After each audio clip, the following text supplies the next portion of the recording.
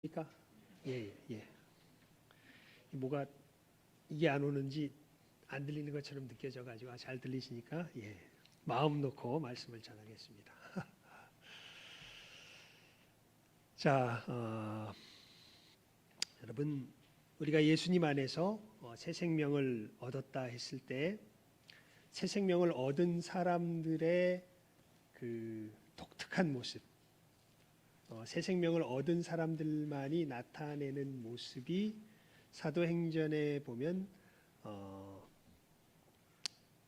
사도행전 2장 42절부터 47절까지에 보면 나오는데요. 이렇게 기록이 됩니다. 안 찾으셔도 됩니다. 제가 읽어드릴게요. 그 말을 받은 사람들은 세례를 받음에 이날에 제자의 수가 3,000이나 더하더라. 저희가 사도의 가르침을 받아 서로 교제하며 떡을 떼며 기도하기를 전혀 힘쓰니라. 사람마다 두려워하는데 사도들로 인하여 기사와 표적이 많이 나타나니 믿는 사람이 다 함께 있어 모든 물건을 서로 통용하고 또 재산과 소유를 팔아 각 사람의 필요를 따라 나누어주고 날마다 마음을 같이하여 성전에 모이기를 힘쓰고 집에서 떡을 떼며 기쁨과 순전한 마음으로 음식을 먹고 하나님을 찬미하며 또 온 백성에게 칭송을 받으니 주께서 구원받는 사람을 날마다 더하게 하시니라. 아멘. 자, 예수님의 십자가의 복음의 메시지를 듣고 이 사람들이 거듭나게 되죠. 새로운 피조물이 됩니다. 주님께서 주시는 생명을 이제는 누리게 됩니다. 그렇게 될 때 이 사람들의 삶의 특징을 가장 간단하게는 2장 42절에 이렇게 표현합니다. 저희가 사도의 가르침을 받아 서로 교제하며 떡을 떼며 기도하기를 전혀 힘쓰니라. 그러니까 네 가지 특징적인 일을 이야기하죠. 사도의 가르침을 받는다. 또 서로 교제한다. 또 떡을 뗀다. 기도한다. 이게 사도의 가르침을 받는 것은 우리가 어떤 건지 잘 압니다. 근데 교제한다라고 할 때 이 교제가 어떤 모습으로 구체적으로 나타나냐 하면 그게 이제 44절부터 나옵니다. 45절 2절 말씀에 나오는데요. 믿는 사람이 다 함께 있어 모든 물건을 서로 통용하고 또 재산과 소유를 팔아 각 사람의 필요를 따라 나눠주고. 교제한다는 것이 그냥 만나서 이야기한다라는 정도가 아니라 모든 사람이 함께 있어 모든 물건을 서로 통용하고 재산과 소유를 팔아 각 사람의 필요를 따라 나눠주고.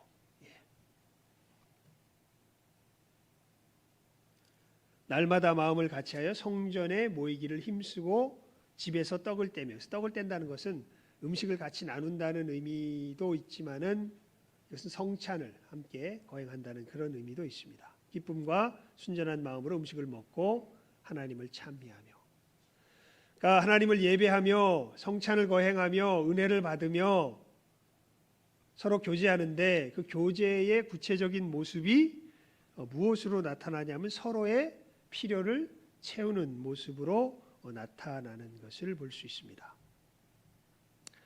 그러니까 여러분 거듭나게 될 때 우리들 삶의 중요한 특징 중에 하나가 자기의 것을 모하는 삶이 되는 거예요. 나누는 삶이 되는 겁니다. 이건 소위 말해서 옵션이 아닙니다. 그러니까 선택, 나눌 수도 있고 안 나눌 수도 있지.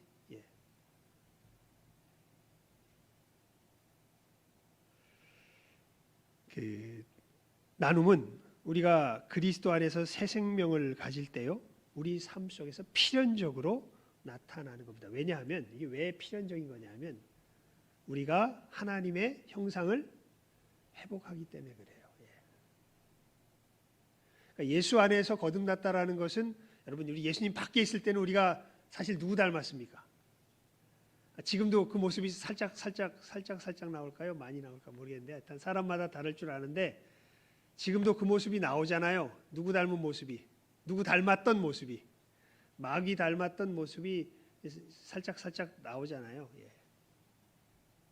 근데 예수님께서 그런 우리를 거기서 건지셔가지고 이제 누구의 형상을 회복시키신 거예요? 하나님의 형상을 회복시키신 거죠. 예. 하나님의 형상을 회복. 여러분 그 성경에 보면 하나님은 뭐 의로우시다 뭐 이런 식의 하나님이 의를 행하신다 뭐 이런 식으로 뭐라 그럴까 행위를 통하여서 그 속성을 간접적으로 이야기하는 부분이 있는데 아예 속성 자체를 직접적으로 언급하는 건 어떻게 보면 이게 가장 확실합니다. 하나님은 뭐이시다? 사랑이시다. 예. 하나님은 사랑이시래요. 여러분 사랑은 혼자 합니까? 못합니까? 못합니다. 그러니까 이 하나님은 사랑이시다라는 표현 속에 보면 우리가 하나님이 삼위일체 하나님이신 것을 어느 정도 생각할 수 있는 그런 또 근거가 생깁니다. 하나님은 몇 분이세요? 한 분이세요. 하나님은 몇 위로 계세요? 세 위로 계세요. 그래서 성, 삼위일체 하나님 이렇게 우리가 하나님에 대해서 이야기하죠. 근데 이건 머릿속으로 잘 몰라요. 뭔 얘기인지 우리가. 머릿속으로 명확하게 그려낼 수는 없습니다. 이 마이크를 그리듯이 성경책을 그리듯이 하나님의 삼위일체 되심에 대해서 우리가 머릿속에는 명확하게 그려지진 않아요. 하지만 아니라는 건 알아요. 이것은 아니고 저것은 아니고 하나님은 두 분이 아니세요? 몇 분이세요? 한 분이세요. 하나님은 몇 인격으로 계세요? 세 인격으로 계세요. 세 인격이면 세 분 아니야? 아니에요. 한 분이세요. 예. 그러면은 한 인격이 세 역할을 하는 거 아니야? 아니에요. 세 인격이세요. 예. 그리고 그 세 인격이 서로 간에 뭐 하실까요? 사랑하세요. 예. 서로가 서로에게 계속해서 끊임없이 자기 자신을 내어 주십니다. 예. 우리가 예수 그리스도 안에서 새 생명을 얻게 되었다면 우리는 이제 누구의 형상을 회복한 겁니까? 하나님의 형상을 회복한 것이죠. 그렇다면 여러분 마귀의 특징은요. 성경에 보면 이렇게 두 가지로 이야기합니다. 하나는 거짓말하는 거, 하나는 뭐 하는 거? 살인하는 거. 예. 왜 거짓말하며 살인하냐 하면 우리 거기를 한번 볼까요? 누가복음 12장입니다. 누가복음 12장. 예. 15절입니다. 예, 누가복음 12장 15절 말씀 함께 읽습니다. 누가복음 12장 15절입니다. 우리 함께 읽어봅니다. 누가복음 12장 15절 예, 시작 한번 읽습니다. 굉장히 중요한 말씀입니다. 시작. 저희에게 이르시되 삼가 모든 탐심을 물리치라. 사람의 생명이 그 소유에 넉넉한 데 있지 아니하니라 하시고. 언제 이 얘기를 하시냐면요. 한 사람이 예수님께 와서 하소연을 해요. 예수님, 제 형이 저에게 돌아올 유산을 뺏어가 버렸습니다. 억울합니다. 하나님의 법에도 분명히 물론 장자에게는 많은 것을 주지만 분명히 찾아와 다른 사람들에게도 줄 것을 이야기했는데 내 몫을 내 형이 뺏어가 버렸습니다. 억울합니다. 내 몫을 찾아주십시오. 예수님께 이렇게 부탁하러 왔더니 예수님께서 그 사람을 보고서 야, 네가 참 억울하겠구나. 많이 힘들었겠구나. 내가 풀어줄게. 이렇게 말씀하시는 것이 아니라 오히려 꾸짖으세요. 뭐라고 꾸짖으시냐면 이 사람아 누가 나를 너희의 재판장이나 물건 나누는 자로 세우느냐 이렇게 꾸짖으세요. 예. 물벼락을 맞은 거죠. 예. 그러면서 하시는 말씀이 이 말씀이세요. 삼가 모든 탐심을 물리쳐라. 사람의 생명이 어디에 있지 않다. 그 소유에 넉넉한 데 있지 아니하니라. 그러니까 이 사람이 예수님을 찾아온 것은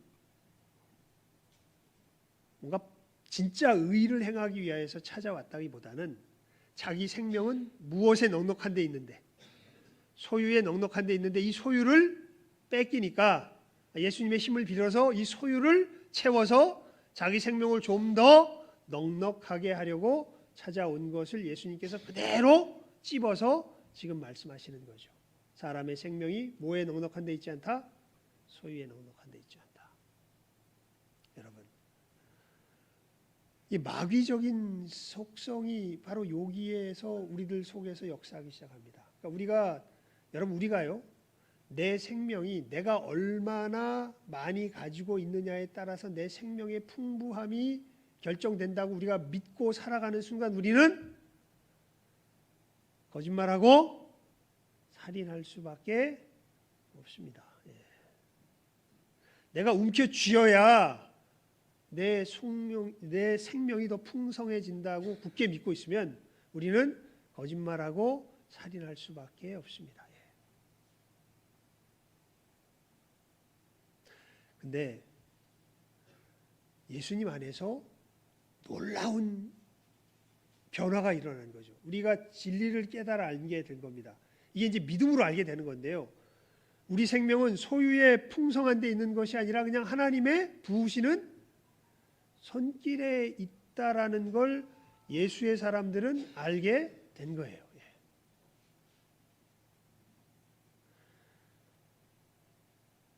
이게 이제 우리들 속에 전쟁이 되죠. 왜냐하면 습관은 고약하게 박혀 있습니다. 이렇게 우리가 새 생명을 얻었지만 그래도 살다 보면 무엇이 풍성해야 내 생명이 넉넉한 것 같아요. 소유가 풍성해야.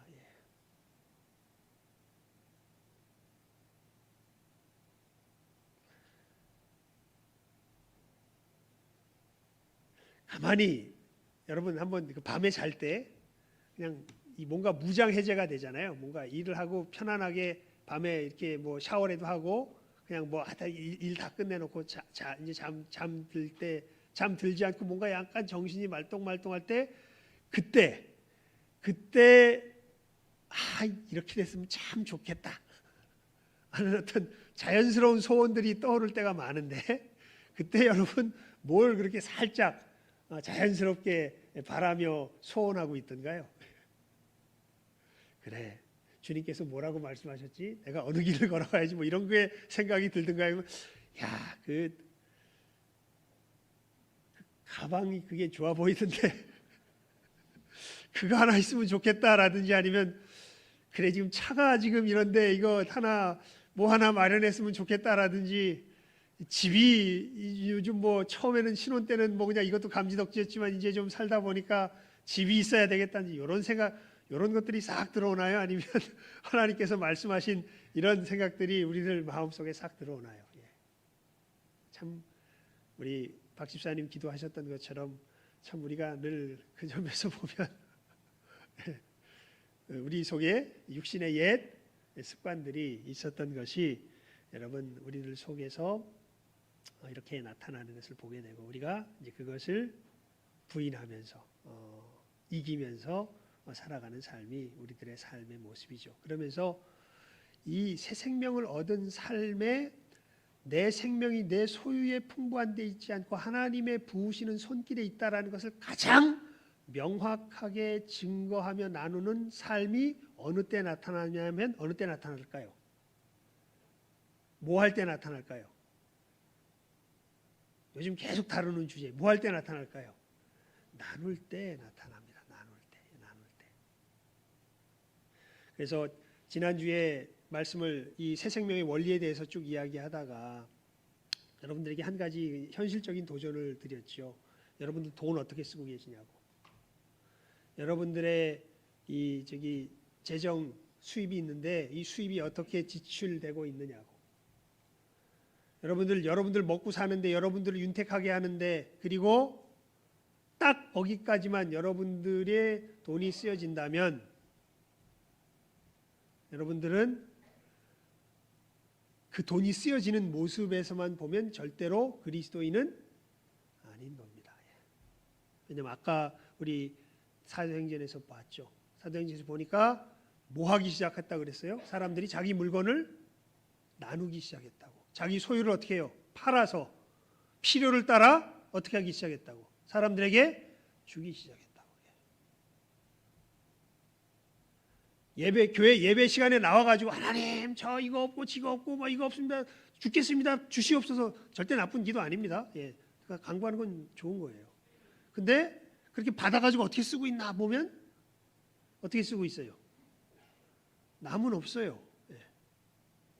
그냥 자기만 챙기고 자기만 윤택하면 돼요. 예. 여러분 그러면 그 사람은 그 재정이 쓰여지는 부분에 있어서 뭐는 아니라고 그런 사람은 그리스도인 아니라고. 예. 왜냐하면 반드시 그리스도인이라면 나눔이 있게 돼 있고 그 도전이 늘 하나님께서 주시기. 왜냐하면 우리 생명이 아까 말씀드렸던 것처럼 하나님의 형상으로 회복됐기 때문에 하나님은 어떤 하나님이세요? 주시는 하나님이시거든요. 예. 근데 내가 하나님의 형상이 회복됐다고 해놓고 내 속에 뭐가 없어? 내 삶에 뭐가 없어? 주는 게 없어요. 그럼 거짓말이죠. 예. 뭔 하나님의 형상이 뭐가 회복돼요? 주는 게 없는데. 예. 부담도 없어. 그건 진짜 그리스도인 아닙니다. 예. 찔리고 뭐 부담 이건 그리스도인이 아니더라도요. 우리가 잠깐 보면 사람이 어떻게 살아가는지는 원리적으로 나와요. 여러분이 지금 가지고 있는 것 중에 여러분 스스로 만들 수 있는 거 있으세요? 옛날 우리 김석창 집사님 이야기 됐었죠. 옛날 분들은 그래도 많이 만들어서 자기 손으로. 근데 요즘 사람은 한 사람도 우리가 쓰는 모든 것들 누구 손으로 만들지 않아. 내 손으로 만들지 않아. 다 누가 만든 거. 남이 만든 거 내가 갖다가 쓰고 있습니다. 그러니까 어떻게 보면 사람이라는 존재는 존재 자체가 사실은 서로가 서로를 채우도록 하나님께서 만드셨어요. 그리고 이것이 가장 잘 실현된 경제 시스템이 어떻게 보면 지금의 시스템이에요. 예, 인류 역사상 보게 되면. 지금도 말씀드렸잖아요. 우리가 가지고 있는 여러분 마스크 만들 줄 아세요? 못 만들잖아요. 예. 요소수 만들 줄 아세요? 요소수 대단한데. 휘발유 만들 줄 아세요? 모르잖아요. 자동차 모르잖아요. 예. 근데 자동차도 가지고 있고 요소수도 가지고 있고 마스크도 가지고 있고. 예.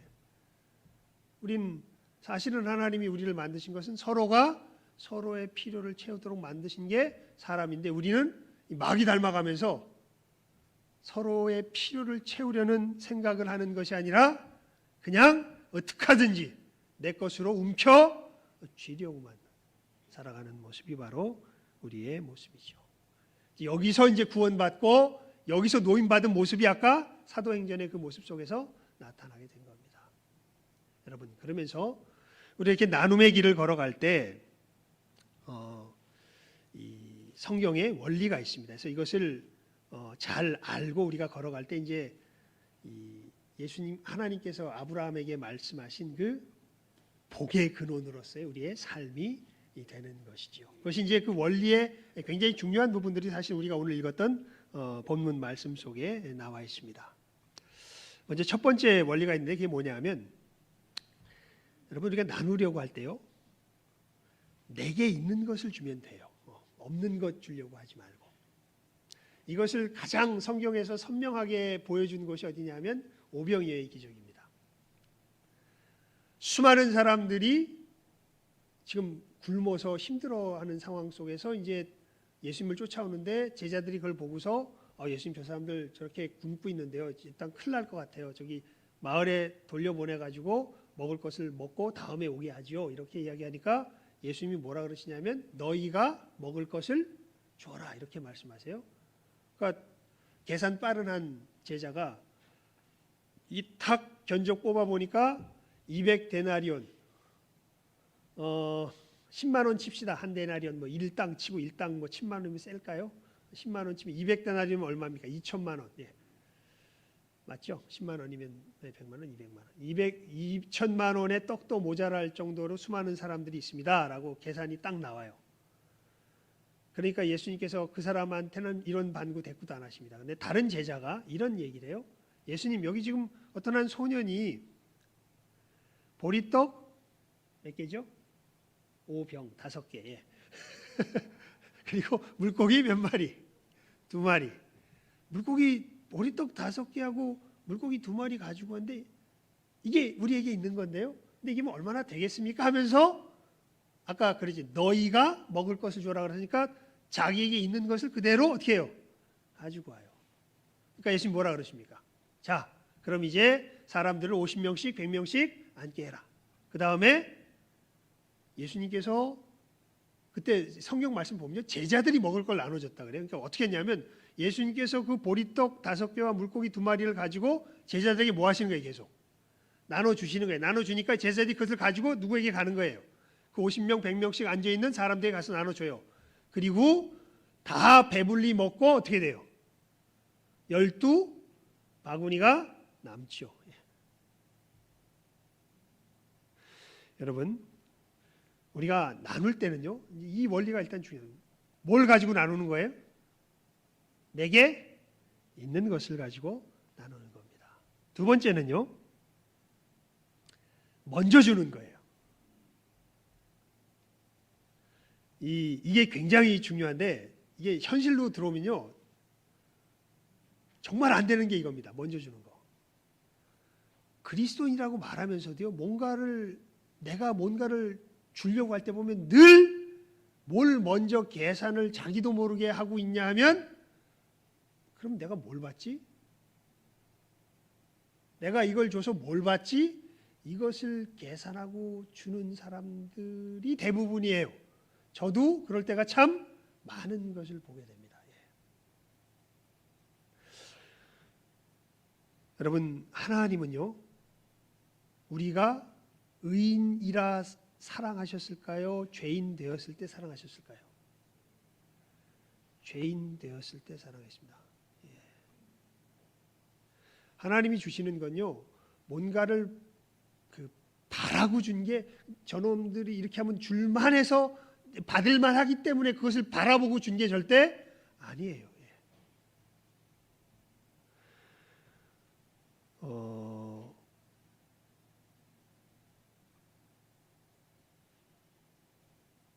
우리가 교회에서 여러 가지 일들을 하게 될 때 어떤 결정을 내리거나 할 때 보게 되면 여러분 이런 부분들이 굉장히 현실적으로 많이 논의가 되고 우리들이 하려고 할 때 우리의 발목을 잡습니다. 그러면 그렇게 해서 우리가 얻을 건 뭔데요? 제가 이렇게 회의를 하거나 뭘 해보면요, 어느 틈엔가 보면 그런 이야기들을 하고 있어요. 근데 그거를 또 찝어서 이야기하면 또 상처받을 것 같아가지고 말은 못하고 벙어리 냉가서 말할 때가 참 많이 있습니다. 근데 결국 보면 뭘 주자라고 이야기할 때 우리가 그럼 받을 것이 뭔데요? 라는 것을 늘 밑바닥에 깔고서 우리들이 사실은 주는 것을 생각할 때가 참 많은 것을 보게 됩니다. 여러분, 그건 하나님께서 주시는 방식이 아니죠. 하나님은 악인과 선인에게 동일하게 뭘 주세요? 비를 내려주세요. 하나님은 그냥 주세요. 그리고 우리가 줄 때는 누군가에게 필요한 것이 느껴지면, 그리고 그것을 우리들 속에 감동하셔서 주게 하시면 우리 뭐 하면 돼요? 그냥 주면 돼요. 이거 줘서 그 다음에 이제 생각이 많죠. 이거 주면 나는 어떻게 하나?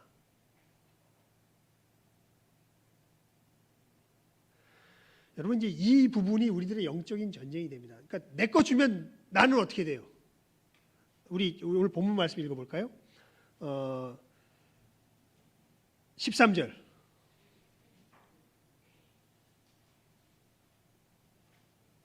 8장 13절 말씀이십니다. 시작. 이는 다른 사람들은 평안하게 하고 너희들은 곤고하게 하려는 것이 아니요 평균케 하려 함이니. 그러니까 아예 그냥 사도 바울이 이 부분을 찝어서 이야기하죠. 그렇게 주라는 것은 다른 사람들을 평안하게 하고 너희를 뭐하게 하려는 게 아니다. 곤고하게. 근데 우린 주면 어떻게 될 거라고 아주 아멘 할렐루야보다 더 확실하게 믿어. 주면 우리는 어떻게 될까요?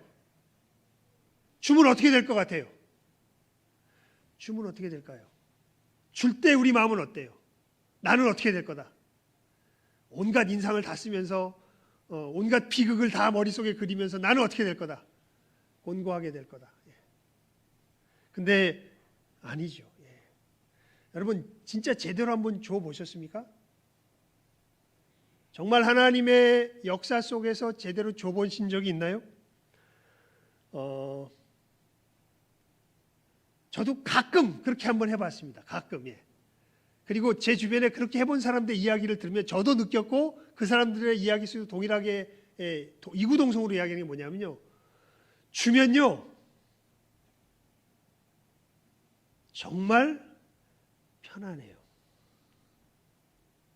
진짜 하나님의 뜻 가운데서 주면요 정말 편안합니다.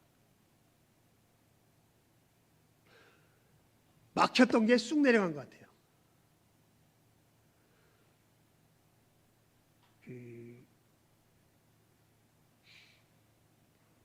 제 장인어른 친구분 이야기를 할게요. 다른 얘기를 하려면 또 뭐 제 얘기도 섞고 이러면 좀뭐 제 자랑 같고 그러니까 장인어른 친구분 이야기를 할게요. 장로님이십니다. 공무원이세요. 돈 많은 분 아니세요. 그런데 우리 교단의 장로님이세요. 장인어른은 성서침례교회 교단의 목사님이십니다. 두 분이 고등학교 때인가 친구분이셨대요. 그래서 보통 이제 저 같으면은 성서침례교회 목사님들은 일단은 모시려면은 일단 그분이 평소에 설교를 어떻게 했는가를 막 꼼꼼히 살펴본 다음에 모시려고 그럴 거예요. 왜냐하면 신학의 근본이 좀 달라요. 성서침례교회 신학은 알미니안 신학이고 우리는 칼빈주의 신학이에요. 근데 우리 장인어른은 우리 저기 신학을 많이 공유하신 것을 제가 알아요. 예. 그래서 제 아내로 줬죠. 예. 근데 일단 다른 분들은 그런 부분들이 있는데, 근데 이 장로님이 자기 교회에 우리 장인어른을 갖다가 이제 모셔다가 설교를 하게 하십니다. 그러니까 이렇게 교단의 강단 교류가 되는 건 쉽지 않거든요. 근데 그만큼 이 장로님이 그 교회에서 힘이 세신 분이세요. 그러니까 뭐 영향력이 굉장히 크신 분이죠. 근데 아까도 말씀드렸지만 돈이 많은 분 아니세요. 그냥 공무원이에요. 근데 이분이 어떻게 그렇게 영향력이 큰가 보니까 그 교회가 개척해서 처음 건축을 하게 될 때 이분이 자기 집을 팔아서 드렸습니다. 교회 건축하라고. 누가 시킨 거 아니에요. 그냥 자기 식구들 모아다가 건축하게 될 때 교회 초창기죠. 자기 기도하면서 이거 하나님께서 이런 마음 주신다. 우리 사골세로 다 돌리고 월세로 다 돌리고 팔아서 우리 하나님께 바친다. 그리고 그 뒤에 이분이 어떻게 그 뒷얘기는 하지 맙시다. 괜히 또 그 뒷얘기 때문에 그럴 수 있으니까 그 뒷얘기는 그냥 여러분들 그냥 궁금한 채로 계시고 그냥 그분이 드리고 나온 다음에 그때의 마음만 전에 들은 대로 제가 말씀을 드릴게요. 그렇게 해서 하나님께 자기의 전 재산을 그 당시에 성전 건축하도록 다 드린 후에 그분이 어떤 마음이 들었다고 장인어른에게 이야기하냐면 이 세상 모든 것을 다 가진 기분이 들더라, 그런 이야기를 하십니다. 여러분, 그분이 지금 집도 절도 없을까요? 상상에 맡길게요. 그분이 곤란하게 그 다음부터 아주 피폐하게 사셨을까요? 여러분 상상에 맡기겠습니다. 근데 이분이 그 교회의 장로님이 되시고 가장 영향력 있는 장로님이 되셔서 장인어른도 가서 말씀도 전하고 그렇게 할 수 있고 그런 이야기도 나눌 수 있는 분이 되시고, 이분 보니까 이 인형극 있죠, 인형극. 우리 예전에 여름 성경학교 하면 이렇게 조그만 거 이렇게 해가지고 이렇게 인형해서 이렇게 하는 거, 인형극. 인형극을 배우셔가지고 여름 성경학교 하는 교회마다 찾아다니면서 이렇게 인형극 하면서 전도하시고 하시는 그 사역도 활발히 하셨다 그래요. 여러분, 우리가 줄 때는요, 하나님 앞에 보상을 바람 없이 그냥 주면 됩니다. 이렇게 해서 다른 사람들의 필요를 주는 것이 바로 우리가 줄 때 하나님 앞에서 취해야 될 태도가 됩니다. 그러니까 이 부분에서는 아까 말씀드린 이 싸움이 계속 일어나요. 나는 어떻게 되나? 나는 어떻게 되나? 여러분, 그때 이제 세 번째 원리를 잘 기억하십시오. 얘가 이 주려는 마음이 하나님의 뜻을 따르는 것인가 그렇지 않는가를 분명하게 생각해야 됩니다. 왜냐하면 줄 때요, 자기 명성을 위해서 주려는 사람들이 있어요. 이게 대표적인 사람이 성경에 나타나는 아나니아, 삽비라입니다. 이러면 차라리 아니 준만 못해요. 그러니까 그러니까 정말 아까 말한 그 갈등이 생기는 사람들은요, 하나님의 감동이 있는 사람들이에요. 그러니까 왜냐하면 자기 한계를 넘어가거든요. 이런 식의 줄물, 하나님의 뜻이 감동할 때의 주문이 어떤 경우는 우리 한계를 넘어가요. 그래서 오늘 말씀해 보면 이것을 자세히 설명은 안 했는데, 여러분 이 마게도냐 사람들의 이 나누는 나눔을 본으로 삼잖아요. 이 마게도냐 사람들은 이 사람들이 말씀해 보니까 가난한 사람들입니까? 부자입니까? 가난한 사람들이에요. 그런데 이 사람들이 뭘 위해서 헌금을 했냐면 예루살렘에 어마어마한 기근이 듭니다. 그래서 예루살렘 사람들이 굉장히 핍절해 있어요. 그래서 이 예루살렘, 우리에게 복음을 전해준 예루살렘 교회가 지금 공핍한 가운데 있으니까 이방 교회들, 복음의 은혜를 받은 사람들이 함께 돈을 모아가지고 저들에게 구제를 하자라고 해서 그 헌금이 지금 사도 바울이 각 교회마다 돌아다니면서 그 헌금을 걷고 있는 거예요. 근데 거기에 누가 참여하겠다 그랬냐면 마게도냐 교회가 참여하겠다. 그래서 사실 이 헌금은 고린도 교회에서 먼저 시작됐어요. 그래서 고린도전서 16장에 보면은 그 시작된 내용이 나와요. 근데 이때는 마게도냐 교회는 아마 참석 안 했던 것 같아요. 언급이 안 나와요. 근데 고린도 후서를 쓸 때 보면 이 얘기가 나옵니다. 그 얘기는 막 돌아다니다가 마게도냐 교회도 그 소식을 듣고 우리도 참여하겠다 이렇게 얘기한 것 같아요. 그런데 얼마나 했나 보니까 이 교회에서 나올 만한 액수가 아닌 거예요. 어마어마한 액수가 이 교회 이 상황에서 보면 나온 거예요. 도대체 왜 이 사람들은 이렇게 많은 헌금을 했나라고 할 때 여러분 우리 8장 5절 말씀 한번 읽습니다. 8장 5절입니다. 시작 한번 읽습니다. 시작. 우리의 바라던 것뿐 아니라 저희가 먼저 자신을 주께 드리고 또 하나님 뜻을 조차 우리에게 주었도다. 예. 하나님의 감동하심이 있었던 것 같아요. 특히 이 마게도냐 사람들은 핍박과 환난을 엄청 받았던 사람들이에요. 신앙 때문에. 그러니까 예수를 믿으면서 받는 어려움과 고통을 잘 알았던 사람들인데 예루살렘 사람들이 이 핍절함 속에서 있다는 거니까 동병상련이라는 거죠.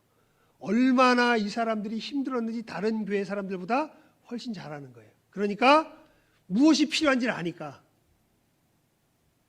힘에 지나도록 뭐예요?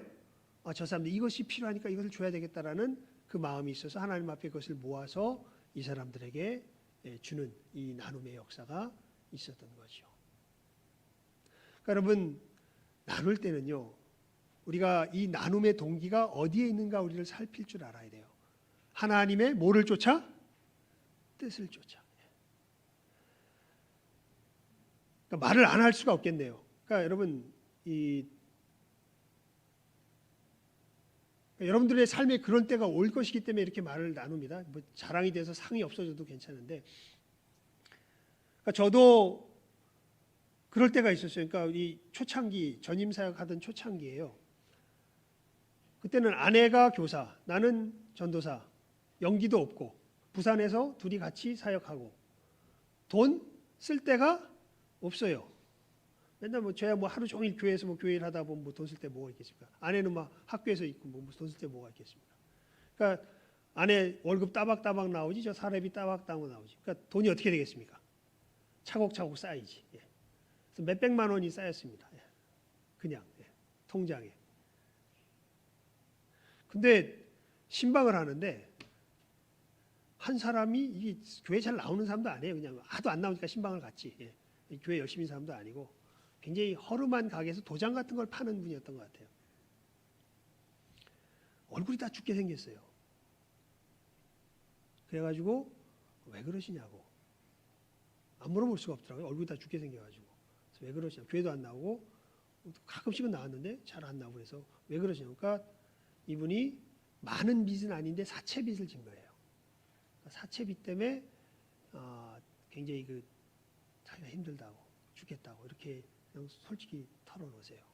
근데 그 얘기를 딱 듣는 순간 하나님께서 뭘 딱 생각나게 하시냐면 쌓여 있는 통장에 돈이 생각나게 하세요. 그래서 그런 이 마음을 주시는 거예요. 줘라 그냥. 아까 그랬죠. 나눌 때는 어떤 걸 주는 거라고? 첫 번째가 뭐예요? 자기에게 있는 거 주는 거라고요. 하나님께서 이렇게 쌓아두셨는데 왜 쌓아두셨나? 지금 사실 쓸 데도 별로 없는데 우리 그거 하느라고. 근데 하나님께서 그 마음을 주시는 줘라. 그래서 집에 와가지고 아내한테 그런 마음 주시는데 줍시다. 그러니까 예, 그래가지고 줬습니다. 예. 근데 그분이 그러니까 교회 잘 안 나오시면 어떻게 된지 잘 모르겠어요. 전임 사역을 1년 정도밖에 안 해가지고 거기서 그분이 어떻게 됐는지 잘 모르겠습니다. 그냥 하나님께서 주라 그러니까 준 거예요. 예. 여러분, 우리가 하나님 앞에서 이런 우리의 삶의 길을 걸어가게 될 때는요, 아까 성경에도 본 것처럼 우리 주변에 필요한 사람들을 보여주세요. 그리고 내게는 마침 그 필요를 채울 뭐가 있게 하세요. 그럼 우린 어떻게 해야 될까요? 어떻게 해야 될까요? 줘야죠. 그게 내가 누구를 닮았다는 증거예요. 하나님을 닮았다는 증거입니다. 그리고 그런 마음이 들 때는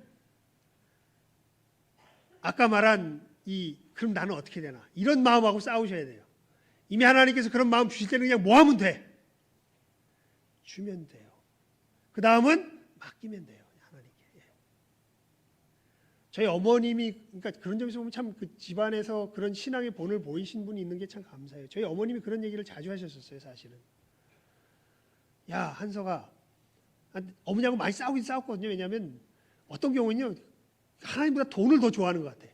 그래가지고 제가 막 어머니한테 뭐라 그랬던 적이 많아요. 젊었을 때. 그러면 어머님이 그래요. 그래도 난 천국 가. 어떻게 해요? 그러면 한편 강도도 갔어. 난 예수님 믿기 때문에 천국 가. 이렇게 말씀을 하죠. 그러면서 어머니 믿음의 싸움을 하시는데 어머니 그런 말씀을 하십니다.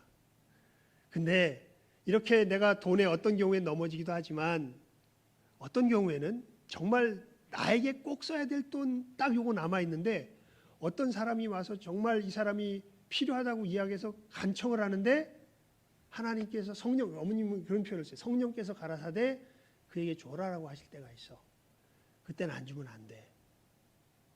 그러면서 예전에 정말 집에 딱 내일 쓸 돈 10만 원이 그 당시에 10만 원이면 작은 돈이 아니었던 것 같아요. 굉장히 옛날이니까 10만 원이 있었는데 어떤 분이 와가지고 정말 급하게 됐다고 10만 원을 좀 빌려달라고 그러시더래요. 아는 분이 와셔서.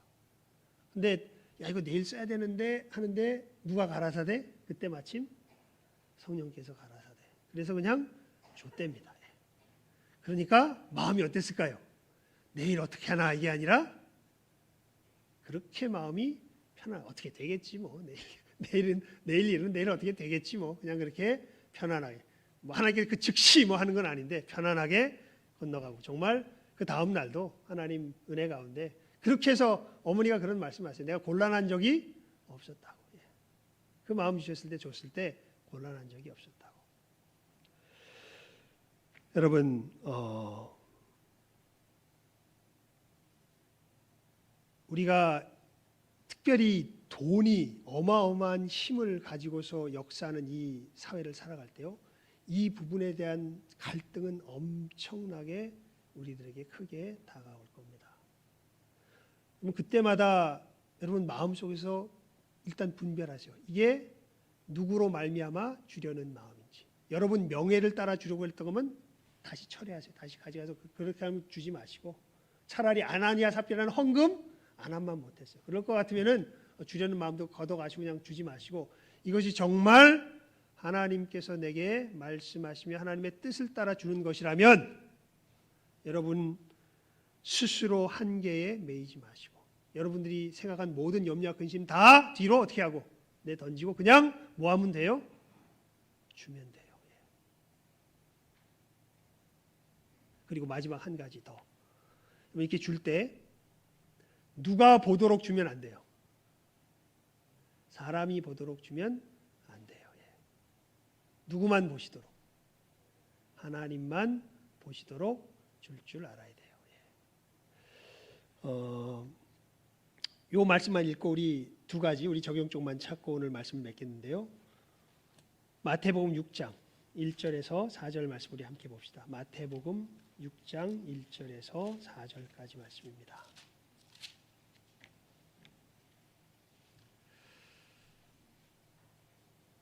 우리 시작하면 함께 읽습니다. 마태복음 6장 1절에서 4절까지 말씀. 시작하면 읽습니다. 시작. 사람에게 보이려고 그들 앞에서 너희 의를 행치 않도록 주의하라. 그렇지 아니하면 하늘에 계신 너희 아버지께 상을 얻지 못하느니라. 그러므로 구제할 때에 외식하는 자가 사람에게 영광을 얻으려고 회당과 거리에서 하는 것 같이 너희 앞에 나팔을 불지 말라. 진실로 너희에게 이르노니 저희는 자기 상을 이미 받았느니라. 너는 구제할 때에 오른손에 하는 것을 왼손이 모르게 하여 내 구제함이 은밀하게 하라. 은밀한 중에 보시는 너희 아버지가 갚으시리라. 아멘. 여러분, 우리가 나눌 때는 어떻게 나눠야 돼요? 은밀하게. 누구만 보시도록. 하나님만 보시도록. 예. 저기 영상 한번 보여주시겠습니까? 헌금 봉투.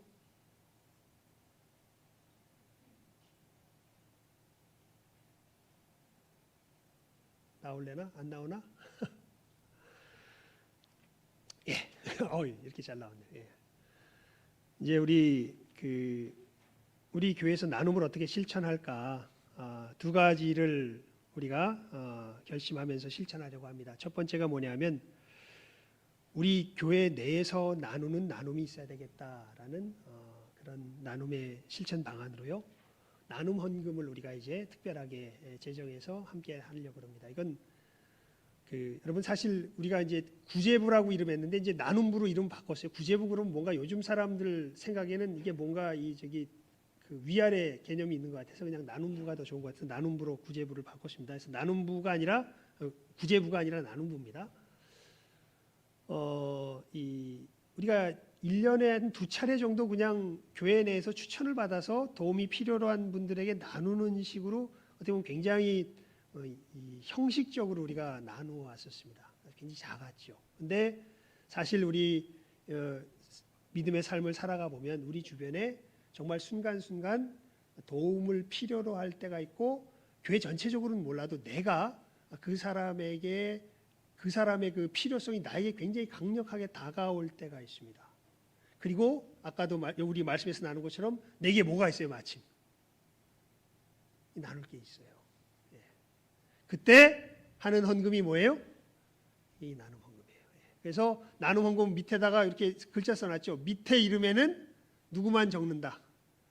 받으실 분만 적는다. 그러니까 내가 누군지는 밝히지 않는 거예요. 그냥 밑에 이름에는 누구 받으실 분만 적고서 차착이 생기면 안 되니까 금액은 그 위에다 적고서 여러분들이 이것을 갖다가 교회에 하시면, 왜냐하면 내가 주기도 그렇잖아. 교회에서 정말 그 사람에게 내게 필요성을 알게 하셔서 내가 드리는데 교회가 이 손이 되어가지고 전달하는 우편 배달부가 되어가지고 사실은 그분에게 필요에 따라 이렇게 그 필요를 채울 수 있는 역할을 감당할 수 있도록 우리가 교회 내적으로 다음 주부터 이렇게 헌금 봉투를 주문을 해놨습니다. 일찍 주문했으면 오늘 깔아놨을 텐데 금요일 날 주문해가지고 늦었어요. 제가 요즘 뭐 이것저것 하는 게 많아가지고 날짜를 늦췄습니다. 죄송합니다. 다음 주부터 저 헌금 봉투가 아마 우리 교회 헌금 봉투란에 아마 있을 거예요. 그러니까 여러분들이 저것을 보시면서 이제 우리 주변에 저 사람에게 어떤 필요가 있는데 정말 어려운 상황에 처해 있는데 내게 뭐가 있다? 하나님께서 나누게 하실 것이 있다. 그렇다면 저 헌금 봉투를 사용하셔서 우리 성도들 간에 나누는 나눔의 역사를 이루어가는 것이 첫 번째 나눔이고요. 두 번째는 이건 아직 구체적으로 정해진 건 아니에요. 오늘 이제 예배 후에 우리 각부 원래회 할 것 아닙니까? 우리 부서장들에게는 미리 이야기를 했는데 여러분 우리가 지난 재직 교육도 하면서 그랬고 많은 우리들의 삶의 모습을 이야기하면서 우리 교회가 사실은 하나님의 복음의 진리는 나름 잘 지켜온 것 같아요. 그리고 교회를 이 진리 가운데서 살아가게 하는데 그래도 나름 애는 쓴 것 같아요. 그런데 이 하나님의 말씀이 아름답게 이 세상 가운데 드러나게 하는 데는 사실은 우리들은 굉장히 게으른 종이었던 것을 부인할 수가 없습니다. 왜냐하면 제가 우리 요즘 이제 개척교회 목사님들하고 교제할 때가 참 많은데, 그리고 우리 시찰도 사실은 조그만 교회 목사님들이 훨씬 많아요. 근데 되게 부끄러운 게요. 제가 우리 교회 목사로서 부끄러운 게 뭐가 부끄럽냐면 개척교회 목사님들, 조그만 교회 목사님들 다 빚 때문에 허덕여요. 그러니까 자기 그 월세 교회 빌린 거 못 내 가지고 힘들어하고 막 허덕허덕하는 이야기들을 주변에서 계속 듣습니다. 근데 우리 교회는 뭐가 없어요. 빚이 없어요. 그러니까 빚이 없는 교회가 사실 별로 많지 않습니다. 이 주변에 다 돌아보면 큰 교회들도 다 빚 있는 교회. 하다못해 해성교회도 빚이 많아요. 옆에 해성교회도 빚이 많아요. 근데 우리 교회는 뭐가 없어? 빚이 없어. 근데 여러분, 이 자랑이 아니라 그 빚이 많은 교회들이 뭐 하나 보면요. 그 조그만 교회는 매주 반찬 마련해 가지고 먹을 것 없는 사람들에게, 그 동네가 좀 이렇게 좀 낙후된 동네예요. 반찬을 무료로 제공하는 일을 매주 하고 있고요. 또 어떤 교회는 우리 동네에 있는 교회입니다.